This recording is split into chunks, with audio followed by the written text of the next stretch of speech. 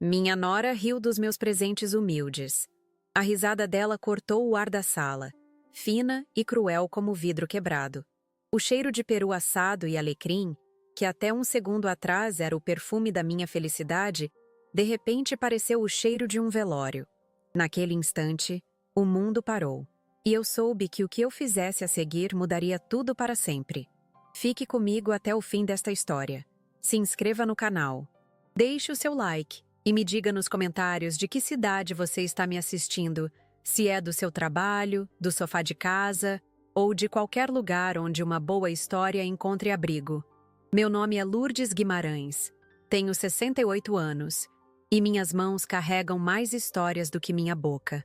Elas são manchadas pela terra de Rolambra, a cidade que me viu nascer, casar, enviuvar e, finalmente, me encontrar na arte de eternizar flores. Sou artesã de arranjos secos, uma profissão que exige paciência e a habilidade de ver beleza naquilo que muitos consideram morto. Minha vida é um ritual silencioso, regado a chá de cidreira na varanda e ao perfume de lavanda secando no meu pequeno ateliê.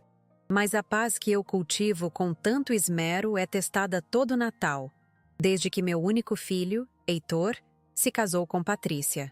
Naquela manhã de 24 de dezembro, o sol de São Paulo entrava pela janela da cozinha, pintando listras de luz no chão de ladrilho. Eu me sentia estranhamente melancólica, uma ansiedade miúda apertando meu peito enquanto eu recheava o peru. Era uma sensação boba, um presságio que tentei afastar com o barulho da rádio e o cheiro de cravo e canela. Heitor e Patrícia chegariam da capital no início da tarde. E como todos os anos, eu queria que tudo estivesse perfeito. A toalha de linho bordada, herança da minha mãe, já estava na mesa. E os pequenos arranjos de sempre vivas que fiz para cada lugar pareciam sorrir para mim.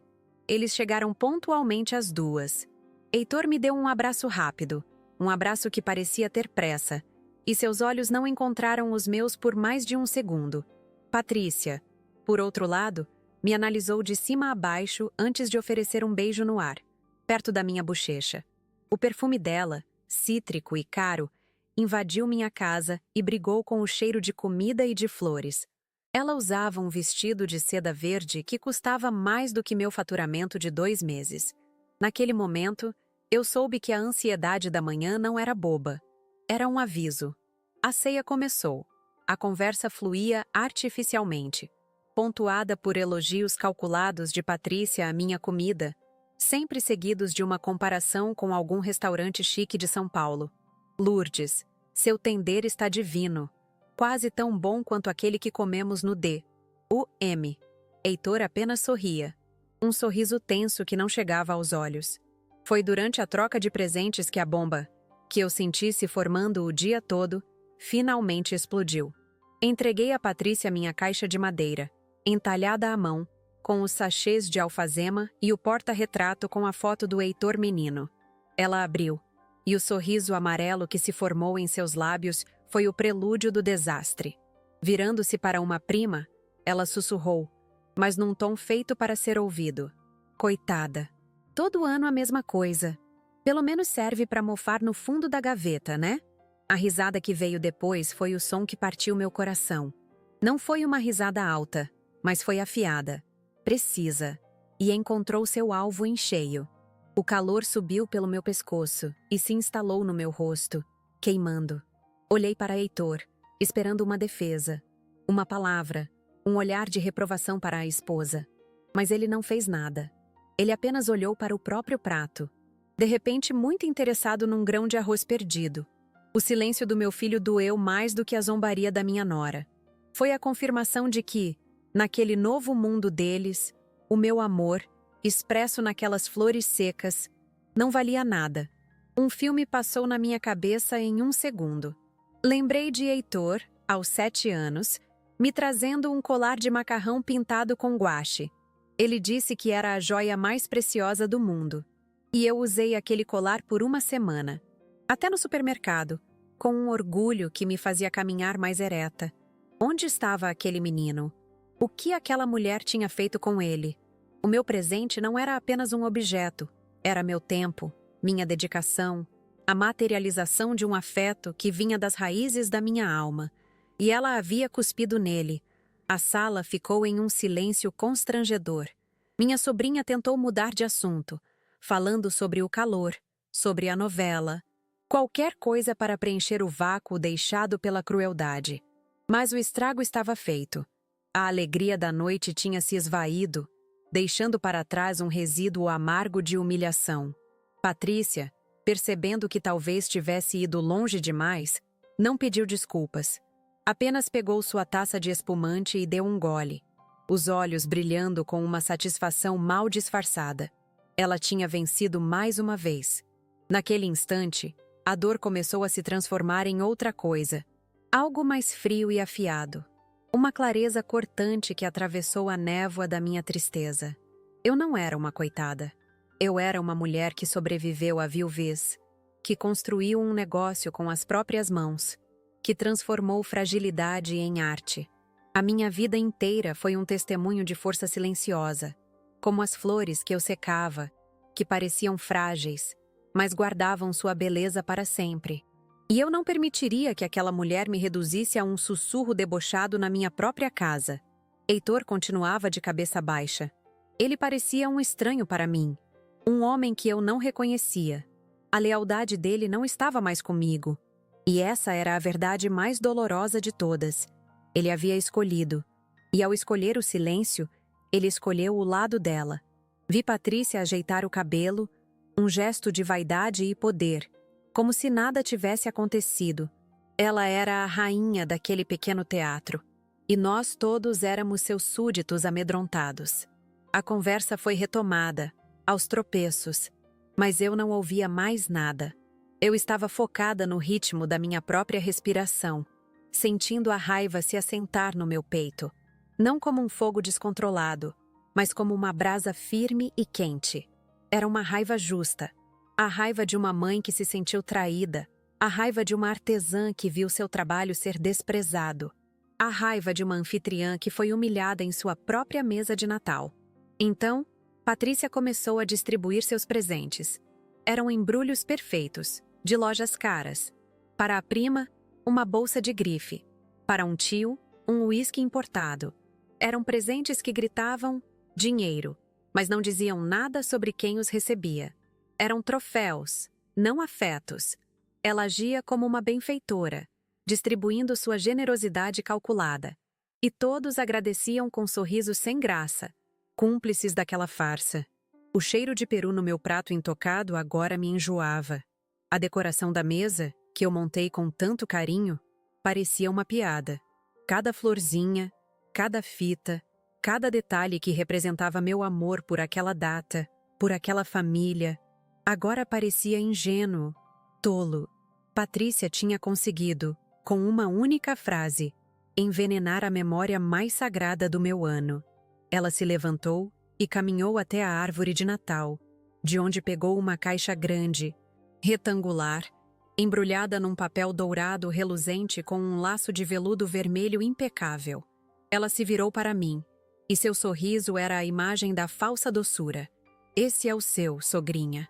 Demorei meses para encontrar algo que fosse a sua cara. Espero que goste. O jeito que ela disse, sogrinha, fez um arrepio percorrer minha espinha. Não era carinho, era um desafio. Era a última pá de cal. O presente caro que esfregaria na minha cara a insignificância do meu. Ela queria que eu abrisse, que eu fizesse uma cara de surpresa forçada e agradecesse, completando o ciclo da minha humilhação. Todos na sala prenderam a respiração, esperando a cena. Eles esperavam que eu chorasse, ou que eu me retirasse para a cozinha, como sempre fazia quando o clima pesava. A Lourdes de sempre, a apaziguadora, a que engolia sapos para manter a harmonia superficial da família. Mas a Lourdes daquela noite era diferente. A risada de Patrícia e o silêncio de Heitor tinham quebrado algo dentro de mim, mas no lugar da fratura, algo novo e mais forte tinha nascido. Lembrei-me do processo de prensar flores.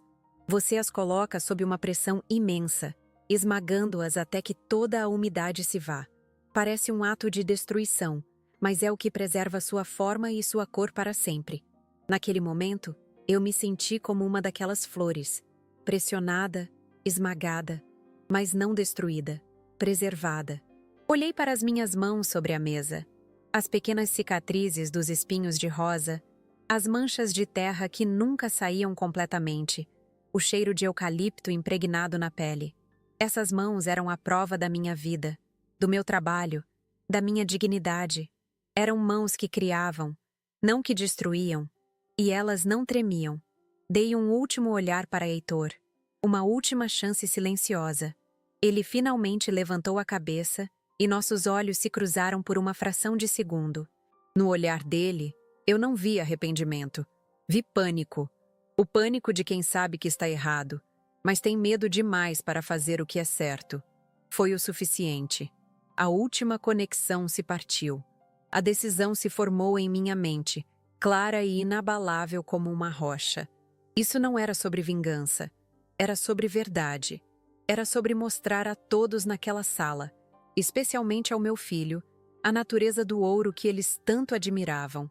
Às vezes, o que brilha mais por fora é o mais oco por dentro. Levantei-me devagar. O som da minha cadeira arrastando no piso de cerâmica foi o único ruído na sala. Todos os olhares se voltaram para mim. O rosto de Patrícia exibia uma curiosidade arrogante. Ela achava que eu ia fazer um discurso emocionado. Talvez. Ela não podia estar mais enganada. Caminhei até a árvore de Natal, meus pés firmes no chão da minha casa. Minha casa. Minhas regras. A força que senti naquele momento não vinha da raiva, mas de uma profunda sensação de autorrespeito que eu havia esquecido que possuía.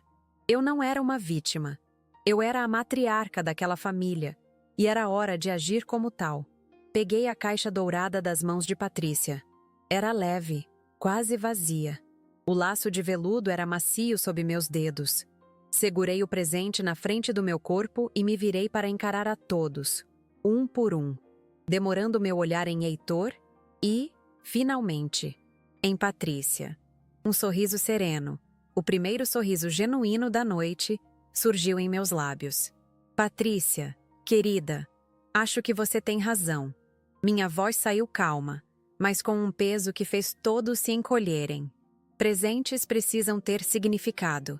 Por isso, antes de te entregar o seu, eu mesma faço questão de abri-lo na sua frente. O queixo de Patrícia caiu, e o choque em seu rosto foi a primeira rachadura em sua máscara de perfeição. O silêncio na sala tornou-se denso, pesado, e todos sabiam que o verdadeiro evento da noite de Natal estava apenas começando. Com as pontas dos dedos, rasguei o papel dourado. O som pareceu um trovão no silêncio da sala. Cada rasgo era deliberado, lento. Eu não estava abrindo um presente.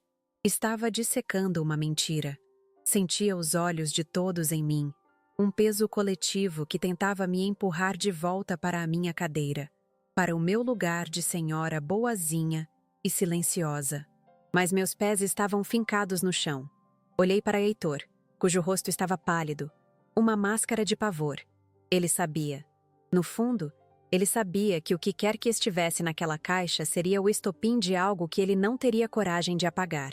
Patrícia, por sua vez, cruzou os braços. Seu sorriso falso havia desaparecido, substituído por uma expressão de impaciência e desafio. Ela achava que aquilo era um teatro meu, um drama para chamar atenção. Ela não entendia que aquilo era uma cirurgia. Eu estava abrindo o peito da nossa família para que todos vissem o que estava doente ali dentro. O laço de veludo vermelho caiu no chão, macio e silencioso como uma gota de sangue no piso branco. A caixa de papelão era dura e impessoal, sem nenhuma marca de carinho, apenas o logotipo de uma loja de departamentos cara. Finalmente, levantei a tampa. Dentro, aninhado em plástico bolha, havia um porta-retrato digital, preto, brilhante, frio, uma tela morta, esperando para ser preenchida com imagens que não tinham cheiro, nem textura, nem alma. Era o presente mais impessoal que alguém poderia me dar. Era o oposto de tudo o que eu era, de tudo o que eu fazia com as minhas mãos. Era um tapa na cara embrulhado em papel dourado. Patrícia tinha me dado um presente que gritava: O seu mundo está obsoleto, o seu amor é antiquado, a sua arte não vale nada. Um riso seco, quase um engasgo, escapou dos meus lábios. Não foi um riso de alegria, mas de reconhecimento. Era tão óbvio, tão perfeitamente cruel, que chegava a ser cômico. Olhei para a tela preta e vi meu próprio reflexo distorcido. Vi a imagem de uma senhora que passou a vida inteira tentando construir pontes de afeto com galhos e flores, enquanto a outra parte da família só se interessava por construir muros de concreto e vidro. Aquele objeto era a materialização da distância entre nós. É o último modelo. Importado, disse Patrícia, quebrando o silêncio. A voz dela era defensiva. Pensei que a senhora ia adorar, para colocar as fotos dos netos. Um dia, quem sabe? A menção a futuros netos foi uma facada sutil, uma forma de me lembrar do poder que ela tinha sobre a continuidade da minha família. Ela estava me oferecendo um futuro digital em troca do meu silêncio no presente. Mas eu não estava mais à venda. Segurei o porta-retrato com as duas mãos. Era liso, sem as imperfeições da madeira que eu tanto amava. Não tinha o cheiro de nada, a não ser de plástico e de fábrica. Fotos, Patrícia? Respondi, minha voz ainda calma. Eu não trabalho com pixels. Eu trabalho com pétalas, com memórias que a gente pode tocar. Virei o objeto para que todos pudessem ver a tela vazia, um buraco negro no meio da minha sala cheia de vida. Isso aqui não guarda memórias. Guarda arquivos. A prima que havia rido com ela antes, agora olhava para o próprio colo, envergonhada. O tio do uísque pigarreou, desconfortável. A máscara da festa de Natal perfeita estava se quebrando, pedaço por pedaço, e revelando os rostos cansados e assustados por baixo. Heitor não se movia. Ele parecia uma estátua, congelado no tempo, exatamente entre o seu passado, que era eu, e o seu futuro, que era ela. E sua imobilidade era a escolha mais barulhenta de todas. Ah, Lourdes, não seja dramática. Patrícia tentou zombar, mas sua voz tremeu um pouco. É só um presente. Um presente caro. Aliás, só queria te dar algo moderno. A palavra moderno saiu da boca dela como um insulto, como se tudo o que fosse meu, tudo o que viesse da terra, do tempo, da paciência, fosse primitivo. E naquele instante, a clareza me atingiu com a força de um relâmpago. Eu não estava com raiva de Patrícia. Eu sentia pena dela, pena de sua pobreza de espírito, de sua incapacidade de ver valor no que não tem preço. A minha verdadeira dor tinha um nome: Heitor. Foi para ele que me virei. Meus olhos encontraram os dele. E pela primeira vez naquela noite, eu o forcei a me encarar. Você se lembra, meu filho? Perguntei, a voz embargada pela primeira vez. Você se lembra do seu primeiro presente de Dia das Mães? Um colar de macarrão. Você pintou cada um deles, um por um. E me disse que era a joia mais valiosa do mundo. Heitor engoliu em seco. Vi uma lágrima se formar no canto do seu olho. Uma lágrima que ele lutou para não deixar cair. Ele se lembrava. Eu usei aquele colar por uma semana, Heitor. Fui ao mercado com ele, porque ele era feito do seu tempo, do seu esforço. Era feito do seu amor. Tinha a sua alma nele. Fiz uma pausa, deixando o peso daquelas palavras preencher o ar. Me diga, meu filho, onde está a alma disso aqui? Levantei o porta-retrato digital. A tela preta parecia zombar de nós. Patrícia abriu a boca para intervir, para dizer algo cortante. Mas eu levantei uma mão, pedindo silêncio sem dizer uma palavra. A autoridade na minha voz e no meu gesto a calou. Naquele momento, a casa era minha. A noite era minha. A verdade era minha. E eu não ia mais permitir que a envenenassem. A resistência que senti antes, a dúvida se eu deveria causar aquele confronto, desapareceu completamente. Não havia mais nada a perder. A harmonia que eu tanto tentava preservar já estava morta há muito tempo. Nós só estávamos dançando com o cadáver. Manter a paz à custa da minha dignidade não era paz. Era rendição. E eu não iria me render. Não na minha casa. Não no meu Natal. Olhei de volta para Patrícia. Mas agora meu olhar não era de uma sogra magoada. Era o olhar de uma mulher que via outra claramente pela primeira vez. Vi sua insegurança disfarçada de arrogância, seu medo de não ser boa o suficiente mascarado por etiquetas de preço. Ela não desvalorizava meus presentes porque os achava humildes. Ela os desvalorizava porque eles representavam algo que ela nunca poderia comprar: autenticidade. Sabe, Patrícia, você me ensinou uma lição importante hoje. Continuei, minha voz recuperando a firmeza. Você me lembrou que o valor das coisas não está no que elas custam, mas no que elas representam. O meu presente para você, apontei para a caixinha de madeira esquecida perto da árvore, representa o meu tempo, a minha história, o meu amor pelo meu filho. E o seu presente para mim, disse eu, segurando o aparelho eletrônico. Representa, bem, ele representa o futuro, não é? Um futuro prático, eficiente. Sem cheiro, sem textura, sem memória. Cada palavra era dita de forma lenta e clara, para que ninguém perdesse o significado. Eu não estava mais falando de presentes, estava falando de pessoas, de mundos. Caminhei de volta para a mesa de jantar.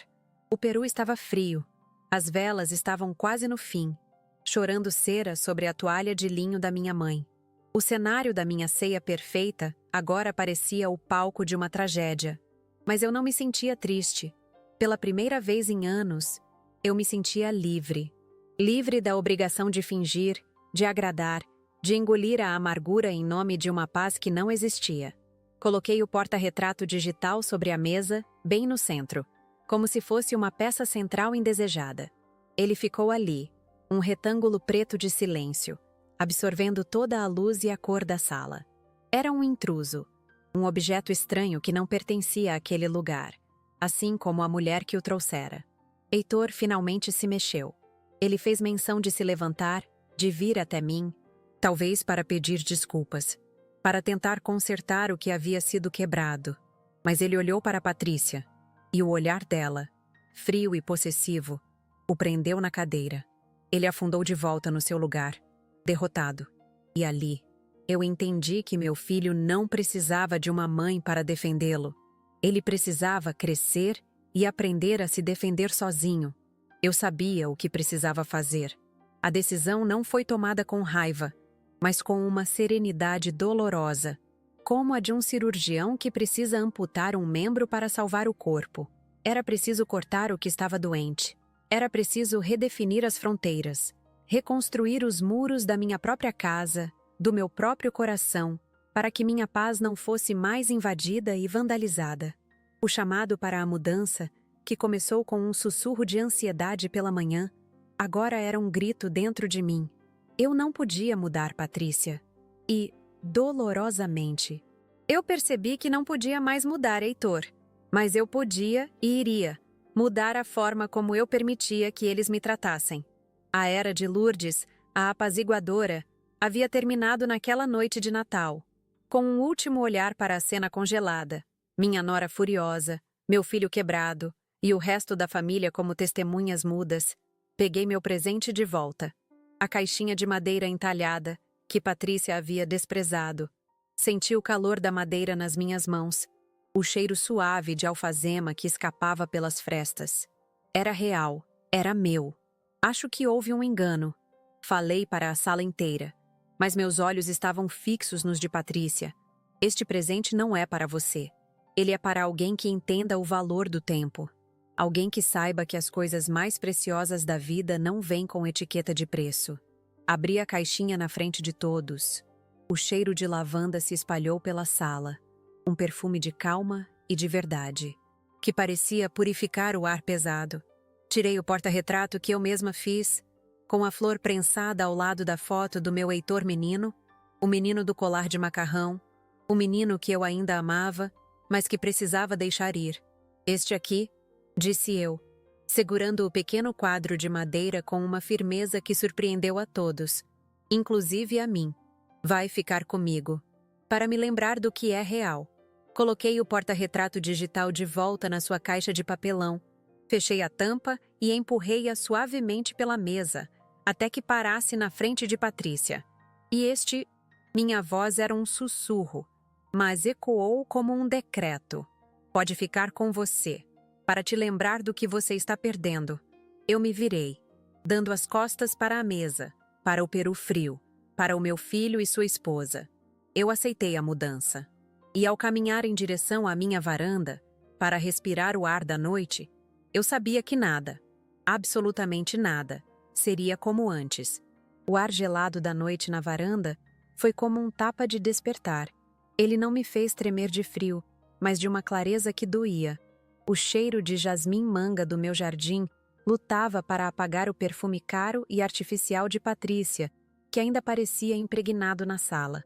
Lá dentro, o silêncio era pesado, cortado apenas pelo zumbido do freezer. Eu não voltei para a mesa. Fiquei ali, parada, sentindo a brisa secar a umidade dos meus olhos. Uma umidade que não chegou a se transformar em lágrima. Eu não ia chorar. A mulher que chorava por migalhas de respeito tinha ficado para trás, sentada àquela mesa de jantar arruinada. Ouvi o som abafado de vozes apressadas, a movimentação de cadeiras sendo arrastadas com cuidado para não fazer barulho. Ninguém veio se despedir. Ninguém teve a coragem de me encarar. Logo depois, o barulho de um carro partindo, cantando pneu na minha rua de paralelepípedos, uma pressa que soava como fuga. Eles fugiram da verdade que eu servi como prato principal. Sozinha no escuro, senti um vazio imenso, mas não era o vazio da solidão. Era o vazio de um espaço que se abria, um terreno que eu precisava aprender a cultivar de novo, só para mim. Meu primeiro impulso, um reflexo condicionado de anos, foi entrar e arrumar a bagunça, limpar os pratos, apagar as velas, fingir que nada tinha acontecido. Mas meus pés não se moveram. Em vez disso, caminhei na direção oposta, para o meu ateliê nos fundos do quintal. Abri a porta e o cheiro familiar de madeira, cola e pétalas secas me abraçou como um velho amigo.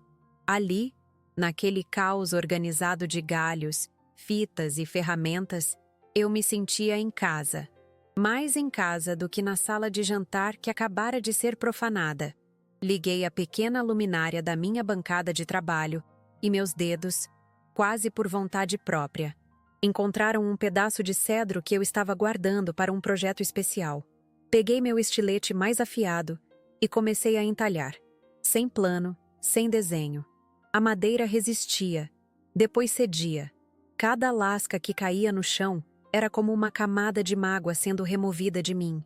Eu não sabia o que estava criando, mas sabia que precisava daquele atrito, daquela transformação da matéria bruta em algo com forma, para entender a minha própria metamorfose.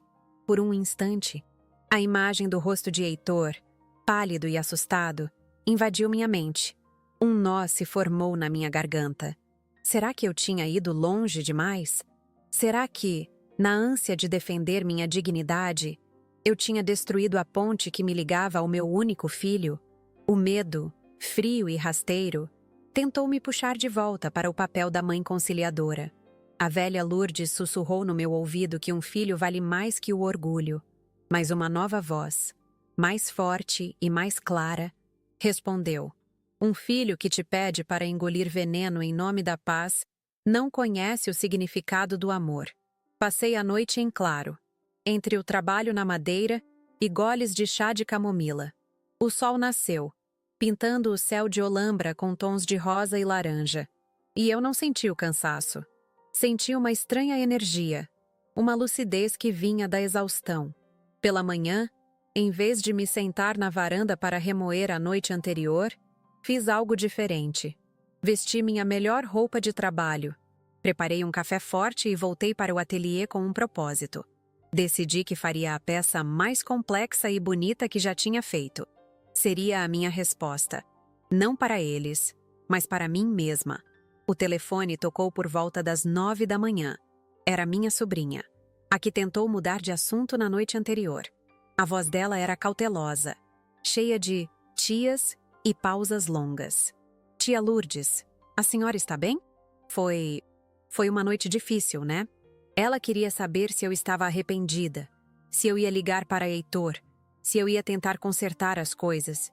Havia um julgamento sutil em sua preocupação, a ideia de que eu, a mais velha, era a responsável por manter a família unida, a qualquer custo.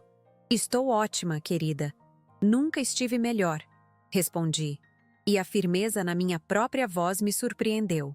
Noites difíceis servem para nos lembrar de quem somos. E eu me lembrei. Houve um silêncio do outro lado da linha.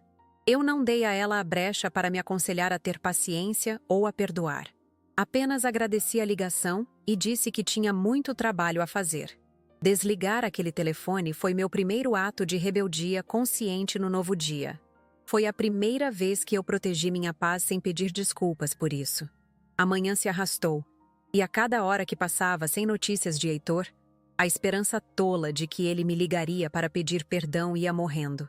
E com a morte dela, algo mais forte nascia. A solidão começou a pesar, não mais como um vazio, mas como um silêncio denso. Olhei para a casa, para os porta-retratos na estante, Heitor em cada fase da vida. O primeiro dia de aula, a formatura, o casamento. Em todas as fotos, eu estava ao lado dele, sorrindo. Me perguntei quando meu sorriso tinha se tornado um escudo para a tristeza. No meio da tarde, meu celular vibrou sobre a bancada. Uma mensagem. O coração deu um salto. Era ele. Mas as palavras que li na tela não eram um pedido de desculpas. Eram uma acusação. Mãe, a Patrícia está arrasada. Você não precisava ter feito aquela cena na frente de todo mundo. Você a humilhou. Li a mensagem 1, 2, 3 vezes. Cada palavra era uma pá de cal sobre o menino do colar de macarrão. Ele não viu a humilhação dela para comigo, apenas a minha reação. Para ele, a minha dor era uma cena, e a arrogância dela era uma ferida que precisava ser cuidada. Aquele texto foi a libertação final. A dor que senti não era mais aguda, mas uma confirmação fria do que eu já sabia. Ele tinha escolhido, e a escolha dele não me incluía, não de verdade. Respirei fundo, o cheiro de pó de madeira enchendo meus pulmões. Meus dedos, sujos de terra e trabalho, digitaram uma resposta. Não havia raiva, não havia acusação. Havia apenas um limite, claro e inegociável, que eu estava traçando pela primeira vez na vida. Heitor, meu filho, o que você chama de cena, eu chamo de dignidade. O dia que você entender a diferença, pode me procurar. Até lá, cuide da sua esposa. Eu vou cuidar de mim. Enviei a mensagem e desliguei o celular. Não para ser dramática, mas porque eu não queria mais esperar por uma resposta. A minha paz não podia mais depender de uma notificação na tela de um telefone. O silêncio que se seguiu não era mais de solidão, era de soberania. Os dias seguintes foram estranhos. Uma mistura de luto e alívio. Luto pelo filho que eu idealizei e alívio por não precisar mais caminhar sobre ovos. Mergulhei no trabalho como uma náufraga se agarra a uma tábua. A peça de madeira de cedro começou a tomar forma. Era uma flor, uma rosa do deserto, cheia de curvas complexas e com uma aparência de fragilidade que escondia uma força imensa para sobreviver. Era um autorretrato. Meus clientes e vizinhos começaram a notar uma mudança em mim. Dona Elvira, que compra meus arranjos para a pousada dela, me disse um dia: Lourdes, não sei o que é, mas você parece mais alta. Seu olhar está diferente. Eu sorri. Eu não tinha crescido em centímetros, mas em presença.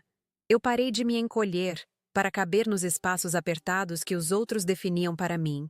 Eu estava, finalmente, ocupando o meu próprio espaço. Uma semana depois do Natal, tomei uma decisão prática. Liguei para o Dr. Almeida, o advogado da família há anos. Marquei uma reunião. Sentei-me em sua frente, no escritório com cheiro de livros antigos, e pedi para que ele redigisse uma alteração no meu testamento. A casa e o ateliê, todo o meu patrimônio construído com suor e flores, não seriam mais destinados integralmente a Heitor. Metade iria para uma fundação que apoia mulheres artesãs em Olambra. Não foi um ato de vingança. O doutor Almeida me olhou por cima dos óculos, esperando uma explicação. Não estou deserdando meu filho. Doutor, eu disse com calma. Estou apenas garantindo que o meu legado, a minha história, seja entregue a quem entende o valor do trabalho feito com as mãos e com o coração. Meu filho fez as escolhas dele. E eu, finalmente, estou fazendo as minhas. Foi a primeira vez que minhas finanças e meu futuro pareceram verdadeiramente meus. A sensação de controle era inebriante. Eu não estava mais reagindo ao comportamento deles. Estava agindo de acordo com os meus próprios valores. Comecei a recusar encomendas que não me davam prazer. Passei a dedicar mais tempo a projetos pessoais, a experimentar com novas técnicas de secagem e prensagem. Meu ateliê se tornou um laboratório de liberdade criativa, e não apenas uma fonte de renda. Numa tarde chuvosa, encontrei a caixinha de madeira que Patrícia havia desprezado. Eu a tinha guardado no fundo de uma gaveta, como se fosse uma prova do crime. Abria e o cheiro de alfazema ainda estava lá, forte e puro. Peguei o porta-retrato com a foto do Heitor menino e, pela primeira vez, não senti uma pontada de dor. Senti uma ternura distante, como se olhasse para uma fotografia de um parente querido que já se foi. Eu ainda amava aquele menino. Mas entendi que o homem que ele se tornou não era mais minha responsabilidade. Meu trabalho como mãe não era protegê-lo para sempre, mas ensiná-lo a ser um homem bom. Em algum ponto, ele desaprendeu a lição. Ou talvez eu não tenha sido uma boa professora. Mas a culpa, aquele peso que carreguei por tanto tempo, começou a se dissipar. Eu tinha feito o meu melhor. Coloquei o pequeno porta-retrato na minha bancada de trabalho, bem à vista. Não para me torturar, mas como um lembrete. Um lembrete de que o amor verdadeiro não te diminui. Não te ridiculariza. Não te pede para se apagar. Ele te vê, te valoriza e te defende. Aquele pequeno objeto, feito com minhas próprias mãos, se tornou o símbolo da minha nova constituição. A rosa do deserto de cedro ficou pronta no final de janeiro. Era a obra mais linda que já fiz. Suas pétalas de madeira pareciam delicadas como papel, mas eram fortes como rocha. Olhando para ela, eu vi o reflexo da mulher que eu havia me tornado naquelas últimas semanas. Uma mulher que floresceu na adversidade, que encontrou beleza na própria resiliência. Decidi não vendê-la. Coloquei-a no centro da minha sala de estar, no lugar exato onde, um mês antes, a ceia de Natal havia se transformado em um tribunal. A flor de madeira parecia irradiar uma energia serena e poderosa, redefinindo o ambiente. A sala não era mais um lugar de memórias amargas. Era o meu espaço, decorado com a minha força. Naquela noite, preparei uma xícara de chá de cidreira e me sentei na varanda, como costumava fazer. Mas o sentimento era completamente diferente. Não havia melancolia, não havia espera. Havia apenas a paz profunda de estar em casa, de verdade, dentro de mim mesma. O ar da noite estava fresco, o jardim silencioso e o céu de Olambra, salpicado de estrelas. Eu olhava para as minhas mãos, calejadas e manchadas, e via nelas o mapa da minha jornada. Elas tinham sido humilhadas, mas também foram elas que me salvaram, que me deram um propósito e uma voz quando eu pensei que não tinha nenhuma. Elas eram a prova de que eu era uma criadora, uma artista, uma sobrevivente. A Lourdes que acordou na manhã de Natal, ansiosa e insegura, não existia mais. Ela tinha sido prensada sob uma pressão imensa, como uma de minhas flores. E no processo, em vez de ser destruída, ela havia se tornado eterna. Eu não sabia o que o futuro me reservava. Se Heitor um dia voltaria a procurar a mãe em vez da provedora. Mas pela primeira vez, isso não importava. O que importava era que eu tinha me encontrado, e eu não iria me perder de novo. Os meses que se seguiram àquele Natal foram como a lenta germinação de uma semente em terra seca. A princípio, nada parecia mudar do lado de fora. Eu continuava acordando com os pássaros, cuidando do meu jardim e trabalhando no ateliê. Mas por dentro, uma revolução silenciosa estava em curso. A ansiedade que antes me acompanhava como uma sombra, a preocupação constante em agradar, em não balançar o barco, havia simplesmente desaparecido. Em seu lugar, instalou-se uma calma sólida. A serenidade de quem não tem mais nada a provar para ninguém, a não ser para si mesma. A rosa do deserto de cedro, entronizada na minha sala de estar, tornou-se o epicentro dessa nova energia.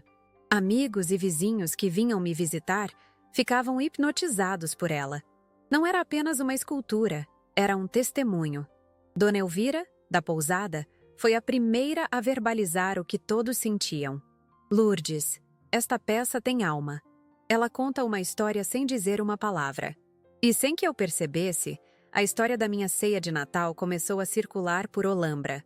Não como fofoca, mas como uma espécie de lenda local sobre dignidade e autorrespeito. O contraste entre a Lourdes de antes e a de agora era palpável. A antiga Lourdes teria escondido a história, morrido de vergonha do confronto.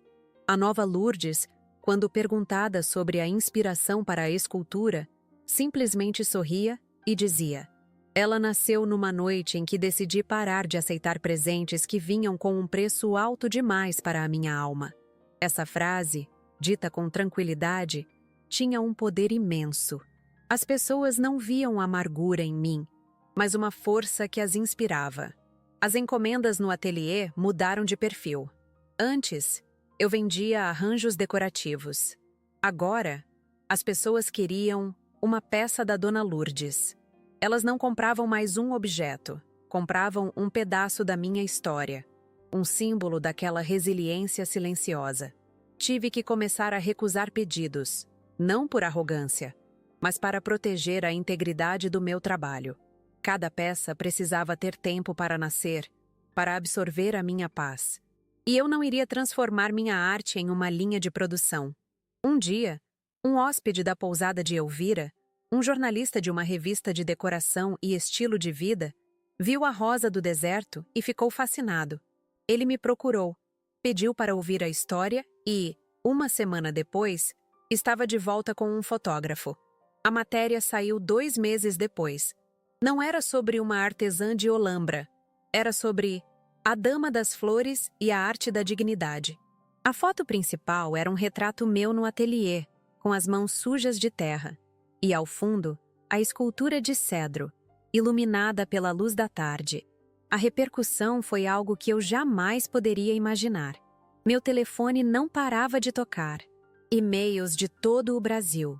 Galerias de arte de São Paulo e do Rio de Janeiro me convidando para exposições.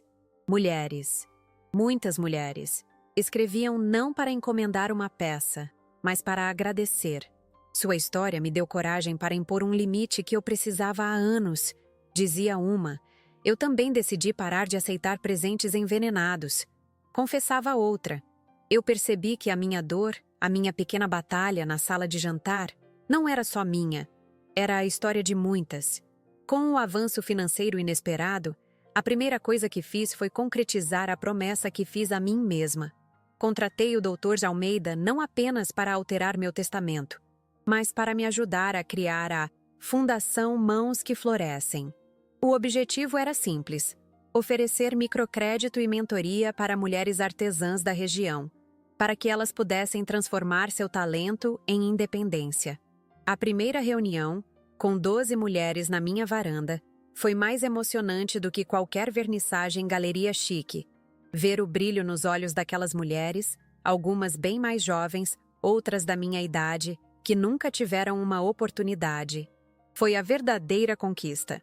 Eu não estava apenas entalhando madeira ou prensando flores. Eu estava ajudando a esculpir futuros. A minha casa, antes palco de tensões familiares, tornou-se um ponto de encontro, de troca, de força coletiva. O cheiro de café se misturava ao de lavanda, e as risadas que ecoavam pelos cômodos eram genuínas, curativas. Heitor e Patrícia, como eu imaginava, viram a reportagem. A reação veio não por telefone, mas pessoalmente. Numa tarde de sábado, o carro caro deles parou em frente ao meu portão. Meu coração não acelerou. Não senti raiva, nem ansiedade.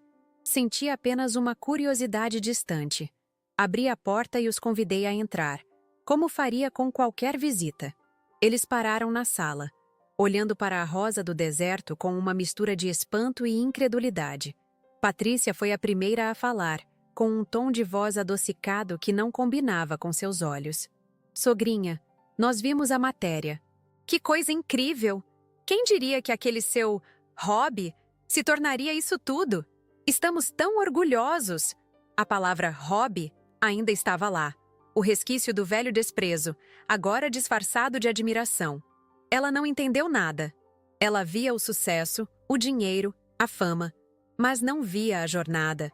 Heitor parecia desconfortável, um menino grande perdido na casa da mãe que ele não reconhecia mais.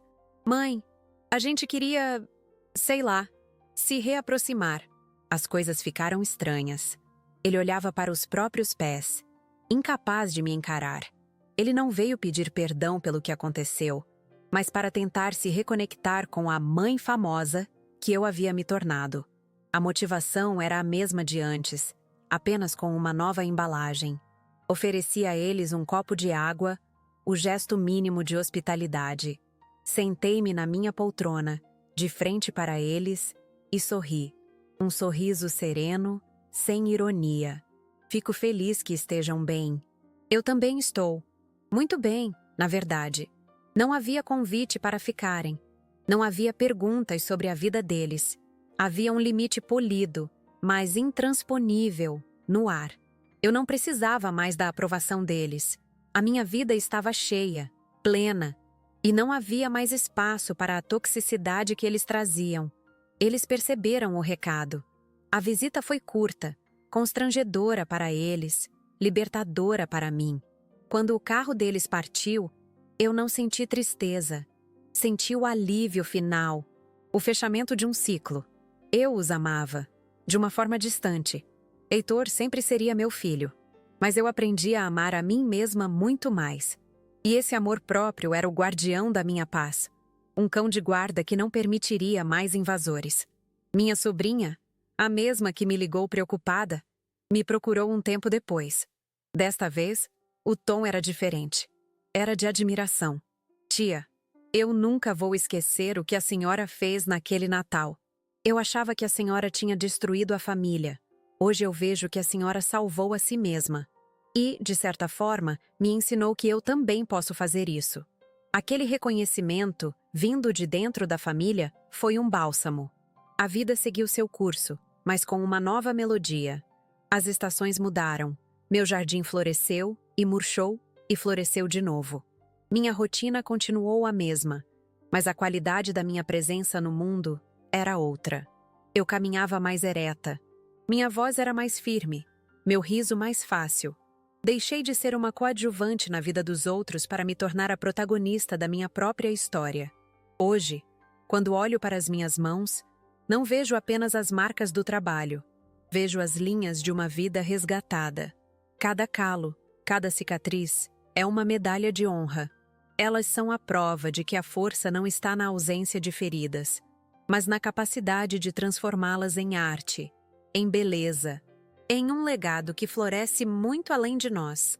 O ateliê se tornou meu santuário e minha sala de aula.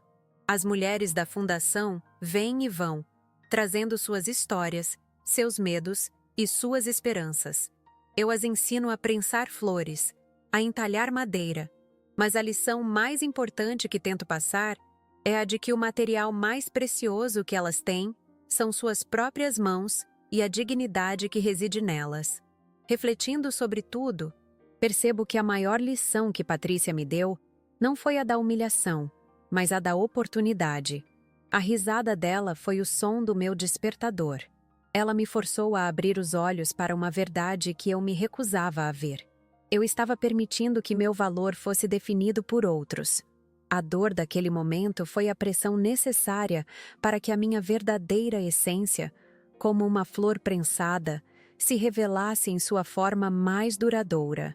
Meu filho nunca mais me procurou para pedir desculpas. E eu entendi que estava tudo bem. O perdão que eu precisava não era o dele, mas o meu. Eu me perdoei pelos anos de silêncio, pela paz que comprei a um custo altíssimo, pela mulher forte que mantive adormecida por tanto tempo. Perdoar a si mesma é o primeiro passo para florescer. A conquista mais tangível não foi o dinheiro ou o reconhecimento, mas a paz que sinto ao deitar a cabeça no travesseiro à noite. É uma paz que não depende de ninguém, que não pode ser comprada ou vendida. É a paz de quem vive em alinhamento com a própria verdade, de quem aprendeu a regar o próprio jardim antes de se preocupar com o do vizinho. Às vezes, a vida nos oferece presentes mal embrulhados. Uma ofensa, uma traição, uma perda. Parecem maldições. Mas, se tivermos coragem de rasgar o papel feio, de olhar para dentro, podemos descobrir que ali se esconde a semente da nossa maior transformação. A minha estava escondida em uma risada debochada numa noite de Natal. A mensagem que quero deixar, a essência de tudo o que aprendi, é simples. Nunca é tarde demais para encontrar sua voz. Nunca é tarde demais para traçar um limite e dizer: daqui para frente, eu me escolho. Seu valor não está na etiqueta de preço dos presentes que você dá ou recebe, mas no tempo, no amor e na dignidade que você investe em si mesmo. Todos nós temos um jardim interior. Às vezes, permitimos que ervas daninhas, plantadas por outros, sufoquem nossas flores mais raras. Mas as ferramentas para limpar esse terreno estão sempre ao nosso alcance. São nossas mãos, nossa coragem, nossa decisão de florescer. Não espere que alguém lhe dê um presente valioso. Seja você o presente. Cultive sua força. Honre sua história e transforme suas cicatrizes nas pétalas da flor mais rara e resistente que o mundo já viu. A sua. E assim, minha história continua. Não com grandes dramas, mas com a beleza simples de cada novo dia. O som do estilete na madeira, o cheiro de eucalipto secando ao sol, o riso das mulheres no meu quintal. E a certeza inabalável de que a vida mais bonita é aquela que a gente mesmo esculpe, com as próprias mãos. Essa foi a minha história. Uma história que começou com uma lágrima engolida e terminou com um jardim inteiro florescendo dentro de mim. Talvez, em algum ponto, você tenha se visto nela. Talvez na dor do desrespeito, ou na força silenciosa que a gente nem sabe que tem até ser testado.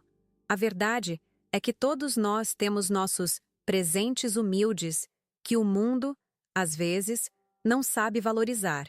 Se algo no meu relato tocou seu coração, me conta aqui nos comentários. Qual foi o momento em que você também precisou se levantar por si mesmo? Ler as histórias de vocês me faz sentir menos sozinha nessa jornada. É como se estivéssemos todos sentados na minha varanda, trocando confidências e nos dando força. E se você conhece alguém que precisa ouvir que não está sozinho, que a sua voz importa e que nunca é tarde para florescer, compartilha esse vídeo. Às vezes, uma história é o empurrãozinho que a gente precisa para começar a cuidar do nosso próprio jardim. Obrigado por ter ficado comigo até o final. Se quiser acompanhar mais histórias de vida, de superação e de reencontros com a nossa própria força, se inscreva aqui no canal. Assim, a gente continua essa conversa, transformando nossas dores em arte, juntos. Um grande abraço e lembre-se, cuide bem das suas flores.